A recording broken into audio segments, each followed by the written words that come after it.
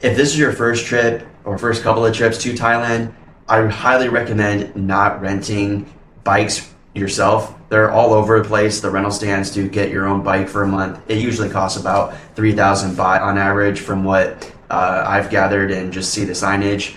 And I just don't see how the math checks out with that, being with the Grab and Bolt prices being so low. And also, people don't think about the different laws here in Thailand. Like, there is a law for wearing helmets.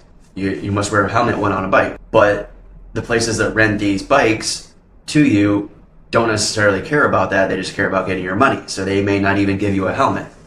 So now you're riding around and not having a helmet on, you might run into a random checkpoint when they decide to enforce the helmet restrictions. And usually they only do this with the farangs like me. And I've actually run into a checkpoint a couple of times.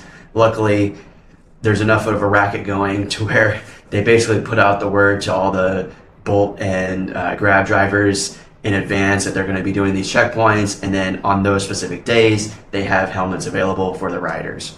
But if you're running a bike yourself, you're not going to know that. And most tourists also don't consider that being an outsider, what Thailand calls farangs, if you're a Western person, you're going to be the first one blamed for an accident, even if it's not your fault. So then you're going to end up in a situation where you're having to pay your way out of it, and it's an unexpected expense that is going to add up quickly, and then suddenly it's not so cheap to have that bike rental.